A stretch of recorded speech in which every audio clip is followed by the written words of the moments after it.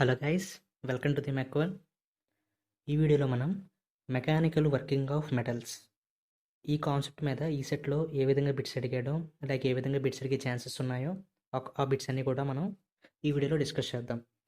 So previous వీడియోలో మనం sheet metal గురించి డిస్కస్ చేసాం. దాని ముందు ఫోర్జింగ్, ఫౌండరీ, అలా డిఫరెంట్ కాన్సెప్ట్స్ అన్నీ కూడా మనం డిస్కస్ చేస్తూ వచ్చాం. సో ఇలా మనం ప్రొడక్షన్ టెక్నాలజీ ఒక కంటిన్యూస్ సిరీస్ అనేది వెళ్తుంది. So today our topic is mechanical working of metals. Let's start the video.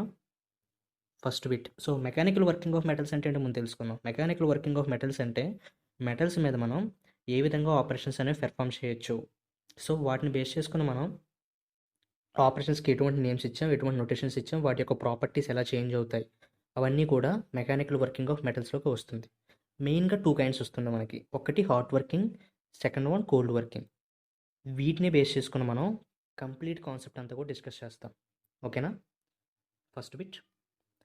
In cold working of metals the temperature of metal is. So ఇక్కడ మనం చెప్పినట్టు ఇందాక hot working and cold working రెండే ఉంటాయి. ఇక్కడ మన క్వశ్చన్ ఏంటంటే cold working of metals the temperature of metal is option A at room temperature, option be higher than the room temperature, option C above the recrystallization temperature, option D below the recrystallization temperature. So ఇక్కడ మనకి temperature గురించి discuss చేస్తున్నాడు.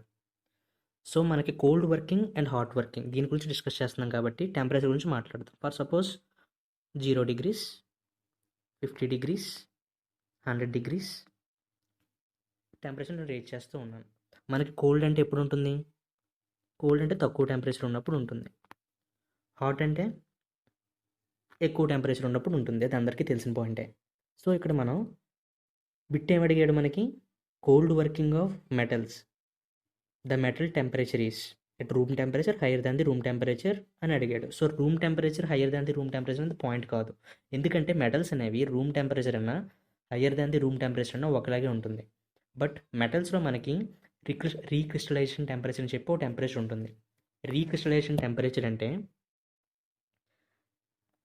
the temperature at which crystals are reformed or new crystals are formed at a particular temperature, that is called recrystallization temperature. మనం ఎలాగైనా చేయొచ్చు. అంటే మనకి crystals అనేవి ఒక టెంపరేచర్ దగ్గర మెటల్లో టెంపరేచర్ రేజ్ చేసినప్పుడు ఒక పర్టికులర్ టెంపరేచర్ దగ్గర క్రిస్టల్స్ అనేవి న్యూగా ప్రొడ్యూస్ అవుతాయి. దానివల్ల గ్రెయిన్ స్ట్రక్చరు ఇవన్నీ కూడా కంప్లీట్గా చేంజ్ అవుతాయి. సో ఆ టెంపరేచర్ని మనం రీక్రిస్టలైజేషన్ టెంపరేచర్ అంటాం. అక్కడ జాగ్రత్తగా గుర్తుపెట్టుకోండి. ఇలా రీక్రిస్టలైజేషన్ టెంపరేచర్ దగ్గర మనం బిలో ది రీక్రిస్టలైజేషన్ చేస్తే అక్కడ మనం కోల్డ్ వర్కింగ్ చేసినట్టు. అదే అబౌవ్ ది రీక్రిస్టలైజేషన్ టెంపరేచర్ చేస్తే దాన్ని హాట్ వర్కింగ్ చేసినట్టు. That is the point. So cold working అంటే ఏంటి? బిలో అంటే తక్కువ టెంపరేచర్ పెట్టాం. హాట్ వర్కింగ్ అంటే above the recrystallization temperature. Above అంటే ఎక్కువ temperature. So hot working. So option ఏంటి ఇక్కడ correct? In cold working of metals, the temperature of metal is below the recrystallization temperature. Next bit. In hot working of metals, the temperature of metal is. So ఇందాక మనం discuss చేసాం. Below అంటే cold working, so above అంటే hot working. So option C అనేది correct ఇక్కడ. Next bit. The recrystallization temperature of pure metals. Okay, నేనేమన్నాను? Temperature అనేది ఒక పర్టికులర్ టెంపరేచర్ దగ్గర మనకి క్రిస్టల్స్ అనేవి న్యూగా మళ్ళీ ఫామ్ అవుతాయి. దానివల్ల గ్రెయిన్ స్ట్రక్చర్ ఇవన్నీ కూడా కంప్లీట్గా చేంజ్ అవుతాయి. సో దాన్ని రీక్రిస్టలైజేషన్ టెంపరేచర్ అని అన్నాను. సో రీక్రిస్టల్ టెంపరేచర్ అనేది ప్రతి మెటల్కి కూడా, నువ్వు ఏ ప్యూర్ మెటల్ తీసుకో, బ్రాస్ అంటున్నాను, కాపర్ అయితే కాపర్, గోల్డ్ అయితే గోల్డ్, అల్యూమినియం అయితే అల్యూమినియం, ఏదైతే అది, అలా మీరు ప్యూర్ మెటల్ని తీసుకొని దాని యొక్క రీక్రిస్టలైజేషన్ టెంపరేచర్ ఎక్కడ అని అడిగితే మనకి ఆన్సర్ ఏంటి? Option A 1/3 of the melt point, option B 1/2 అంటే half of the melt point, option C 1/5 of the melting point, option D none of the above. So ఇక్కడ మనకి మెన్షన్ చేసాడు ప్యూర్ మెటల్ అన్నప్పుడు మనకి రీక్రిస్టలైజేషన్ టెంపరేచర్ అనేది 1/3 of the melting point దగ్గర ఉంటుంది. So option A అనేది కరెక్ట్. బట్ బిట్ ఇంకోలా కూడా అడగచ్చు. The recrystallization temperature of alloys అంటే ఏంటి? మీరు బ్రాస్, బ్రోంజు ఇవన్నీ కూడా మనకి alloys. Copper plus tin, copper plus zinc కదా. సో ఇవి మనకి అలాయ్స్. ఈ అల్లాయ్స్కి రీక్రిస్టేషన్ టెంపరేచర్ ఎక్కడ ఉంటుందని కూడా అడగచ్చు. ప్యూర్ మెటల్స్ కంటే చెప్పాను, ప్యూర్ మెటల్స్ కంటే 1/3 ఆఫ్ ది మెల్టింగ్ పాయింట్. అదే అల్లాయ్స్కి అయితే half of the melting point. That is the remembering the point. కొంతమంది హాఫ్ ఆఫ్ ది అంటారు, 1/3 అంటారు, బట్ అక్కడ పాయింట్ ఏంటి, ప్యూర్ మెటల్ అల్లాయ్దా అనేది పాయింట్.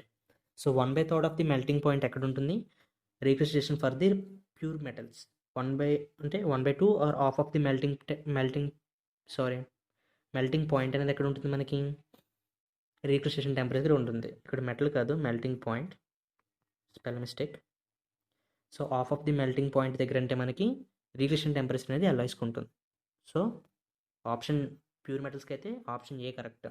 అదే అల్లాయ్స్కి అడిగితే ఆప్షన్ బి అనేది correct. Next bit, the good dimension accuracy and surface finish obtained in the hot working process, cold working process, monsoon working process and none of the above. So ఇక్కడ మనకు చూసినట్లయితే మీరు work పీస్ని ఎక్కువ heat చేయలేదు, అంటే రీక్రిస్టేషన్ temperature కన్నా ఎక్కువ చేయకుండా దాని మీద లోడ్ అనేది అప్లై చేశారు, అంటే హ్యామర్తో హిట్ చేస్తున్నారు గట్టిగా. దానివల్ల ఏమవుతుంది, ప్రాపర్టీస్ అనేవి చేంజ్ అవుతాయి. అదేవిధంగా సర్ఫేస్ స్ట్రక్చర్ అండ్ డైమెన్షన్ యాక్యురసీని మనం కరెక్ట్గా క్రియేట్ చేయగలం. అదే మీరు రీక్రిస్టేషన్ టెంపరేచర్ కన్నా ఎక్కువ తీసుకెళ్ళినప్పుడు దాని యొక్క మెల్టింగ్ టెంపరేచర్ ఎక్కువ అవుతుంది కాబట్టి గ్రెయిన్ స్ట్రక్చర్లో చేంజెస్ వస్తాయి, దానివల్ల సర్ఫేస్లో కూడా చేంజెస్ వస్తాయి. ఎప్పుడైతే మన గ్రెయిన్ స్ట్రక్చర్ కంప్లీట్గా చేంజ్ అయిందో సింపుల్లీ దాని యొక్క డైమెన్షన్ యాక్యురసీ అనేది తగ్గిపోతుంది. సో ఇక్కడ నుంచి మీకు ఆన్సర్ అర్థమయ్యే ఉంటుంది. సో రీక్రిస్టేషన్ టెంపరేచర్ అనేది తక్కువగా ఉన్నప్పుడు మాత్రమే మనం గుడ్ సర్ఫేస్ ఫినిష్ని, గుడ్ డైమెన్షనల్ యాక్యురసీని తీసుకొని రాగలం. సో ఆప్షన్ ఏంటి correct, option B, cold working process అనేది కరెక్ట్ ఆన్సర్. మనకి గుడ్ వర్కింగ్, అందుకే మనకి కోల్డ్ వర్కింగ్ ప్రాసెస్లోనే మనకి డైమెన్షన్ యాక్యురసీ కానీ సర్ఫేస్ ఫినిష్ కానీ గుడ్గా ఉంటుంది హాట్ వర్కింగ్తో కంపేర్ చేసుకుంటే. Next bit, the mechanical properties like hardness, fatigue strength etcetera is improved in the hardness and fatigue strength. ఇవన్నీ కూడా మనకి హిట్టింగ్ సెక్షన్, అంటే హ్యామర్తో హిట్ చేసిన లేక ఎక్కువ స్ట్రెంత్ని పిక్ చేసుకోవడానికి. ఫెటిక్ అంటే ఏంటి, రిపిటేటివ్ లోడ్స్ అనేవి దాని మీద పడుతూ ఉన్నాయి. సో అటువంటి స్ట్రెంత్ అనేది ఎప్పుడు ఉంటుంది, ఆపరేషన్ అనేది ఎప్పుడైతే మనం రీక్రిస్టేషన్ టెంపరేచర్ కన్నా తక్కువ చేసినప్పుడు అయితేనే మనకు ప్రాపర్టీస్ హైగా ఉంటాయి.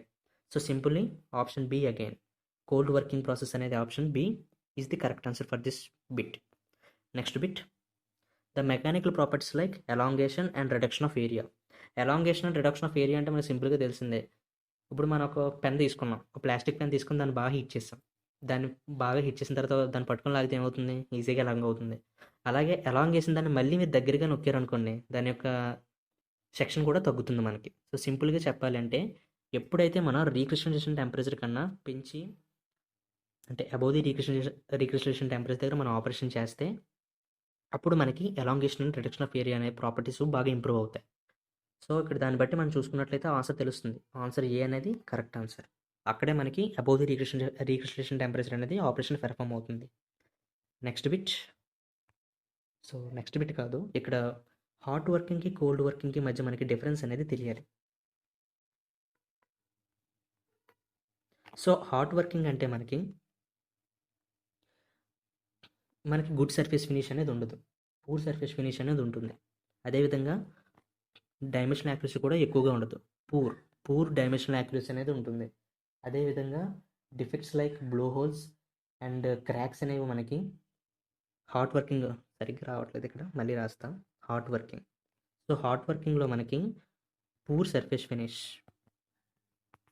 అండ్ పూర్ డైమెన్షనల్ యాక్యురసీ, అదేవిధంగా క్రాక్స్ అండ్ బ్లో హోల్స్ లాంటి ఇంటర్నల్ డిఫెక్ట్స్ అనేవి వస్తాయి. నెక్స్ట్, అండ్ స్ట్రెయిన్ హార్డనింగ్ అనేది హాట్ వర్కింగ్లో మనకి ఎక్కడ కనబడదు. స్ట్రెయిన్ హార్డనింగ్ అంటే ఎక్కువగా మనం హిట్ చేయడం వల్ల దాని యొక్క అదేంటి, ఎక్కువగా హ్యామర్తో హిట్ చేస్తాం కదా మెటల్ని, అలా హిట్ చేసినప్పుడు సమ్ కైండ్ ఆఫ్ హార్డ్నెస్ అనేది దాంట్లో స్టోర్ అయి ఉంటుంది ఆ మెటీరియల్లో. ఎప్పుడైతే మనం సడన్గా ఒక లోడ్ని అప్లై చేస్తామో అప్పుడు ఖచ్చితంగా ఆ హార్డ్నెస్ అనేది బయటకు వచ్చి దానివల్ల ఈజీగా బ్రేక్ అవుతుంది. అటువంటి ప్రాపర్టీ అనేది మనకి హాట్ వర్కింగ్లో ఉండదు. ఆ ప్రాపర్టీని ఏమంటాం, స్ట్రెయిన్ హార్డనింగ్ అనేది మనకి హాట్ వర్కింగ్ కండిషన్స్లో ఉండవు. అదే ఇప్పుడు మనం కమ్ టు ది కోల్డ్ వర్కింగ్లో మనకి సర్ఫేస్ ఫినిష్ అనేది గుడ్గా ఉంటుంది, డైమెన్షన్ యాక్యురసీ గుడ్గా ఉంటుంది.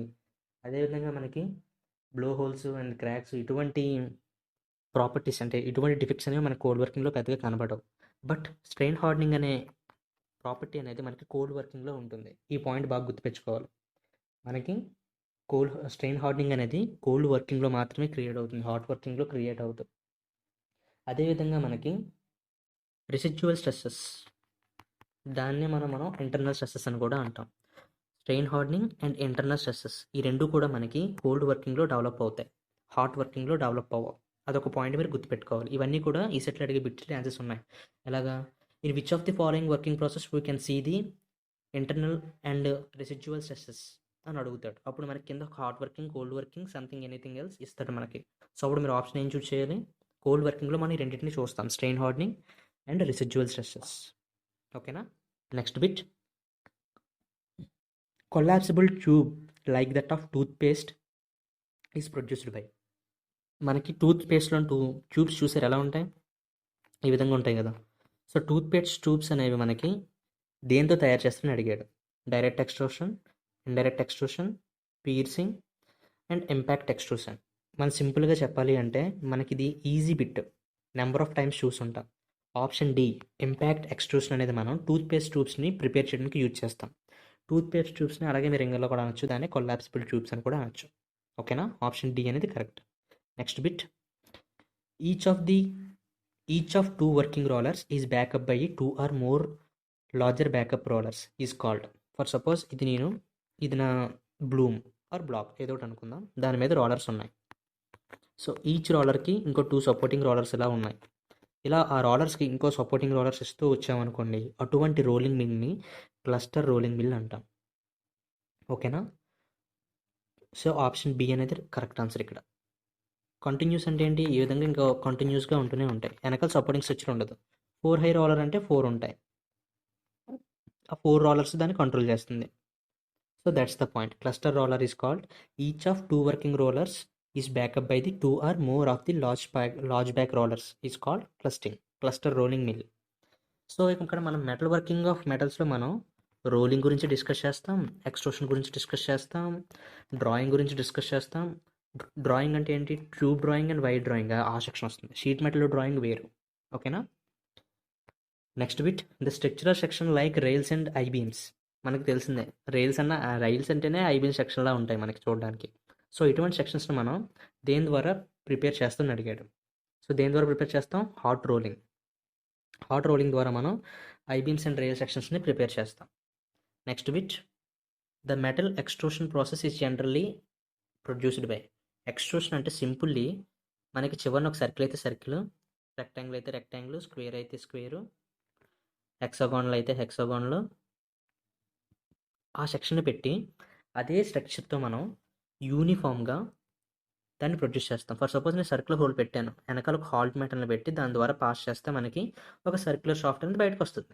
అదేవిధంగా స్క్వేర్ పెడితే స్క్వేర్ షాఫ్ట్ అనేది బయటకు వస్తుంది. సో ఇక్కడ మనకి బిట్ అడిగింది ఏంటి? Metal extrusion process is generally used for option A uniform solid section, option B uniform hollow section, option C uniform hollow and solid section, option D solid and hollow section. వేరింగ్ అనేది మనకి extrusion ప్రాసెస్లో impossible, wearing section అనేది రాదు. అదేవిధంగా యూనిఫామ్గానే ఉంటుంది. మనం solid అయినా చేయొచ్చు, ఎయిదర్ హాలో అయినా చేయొచ్చు. సో ఆప్షన్ సి అనేది కరెక్ట్. హాలో ఎలా చేస్తాం? ఇదో స్ట్రక్చర్ అనుకుందాం, ఇక్కడ మళ్ళీ ఇంకో హోల్ చేస్తాం.